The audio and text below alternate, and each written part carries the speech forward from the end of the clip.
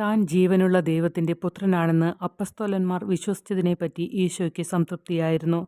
പരീക്ഷിക്കപ്പെടുന്നതായിരിക്കും ഈ വിശ്വാസം എന്നുള്ളതുകൊണ്ട് അവരെ ഈശോ അതിനായി ഒരുക്കി. അവിടുന്ന് അവരോട് പറഞ്ഞു, ഞാൻ ജെറുസലേമിലേക്ക് പോകേണ്ടതുണ്ട്. ഫരിസേയരിലും സദൂക്യരിലും പ്രധാന ആചാര്യന്മാരിൽ നിന്നും ഞാൻ അവിടെ വെച്ച് അനവധി കഷ്ടതകൾ അനുഭവിക്കേണ്ടി വരും. എന്നെ അവർ കൊല്ലും. 3-ാം ദിവസം ഞാൻ വീണ്ടും ഉയർത്തെഴുന്നേൽക്കും. അവർക്ക് ഭയമായി. യഹൂദരായതുകൊണ്ട്, വലിയ സൈനിക അധികാരമുള്ള മിശിഹായെ പ്രതീക്ഷിച്ചുകൊണ്ടിരുന്ന യഹൂദരായതുകൊണ്ട് ഈശോ പറഞ്ഞത് ഗ്രഹിക്കാൻ അവർക്കൊത്തില്ല. അവിടുന്ന് അവരുടെ നേതാവായിരുന്നു. അവിടുന്ന് അവരെ വിജയത്തിലേക്ക് നയിക്കണം. പക്ഷേ ക്രിസ്തുവിൻ്റേതിൽ നിന്ന് വ്യത്യസ്തമായിരുന്നു വിജയത്തിലേക്കുള്ള അവരുടെ മാർഗം. ഒന്ന് ഭൗതികവും മറ്റത് ആധ്യാത്മികവുമായിരുന്നു. വളരെ അനുകമ്പയോടുകൂടിയാണെങ്കിലും പ്രയാസമേറിയ ഈ പാഠം അവരെ പഠിപ്പിക്കുവാൻ തന്നെ ഈശോ ശ്രമിച്ചു. കുരിശിൻ്റെ വഴിയാണ് മഹത്വത്തിലേക്കുള്ള വഴി.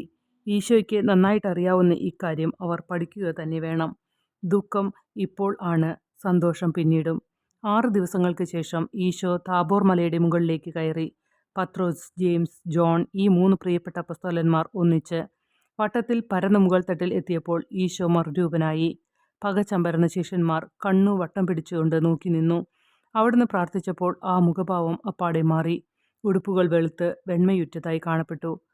പുറമേ നിന്ന് യാതൊരു വെളിച്ചവും ഉത്ഭവിച്ചതായി സുവിശേഷകന്മാർക്ക് പറയാൻ കഴിയുന്നില്ല. അവിടുത്തെ ദൈവിക പ്രകൃതത്തിൽ നിന്നുളവായ പ്രഭയുടെ പ്രസരമാണ് അവിടുത്തെ ശരീരത്തെ ആവരണം ചെയ്തത്.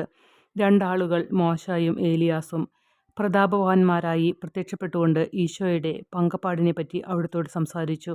അപ്പസ്തോലന്മാർ 3 പേരും പരിഭ്രാന്തരായി. പത്രോസ് ഉറക്കെ പറഞ്ഞു, കർത്താവേ, നമുക്കിവിടെ വസിക്കുന്നത് നല്ലതാണ്.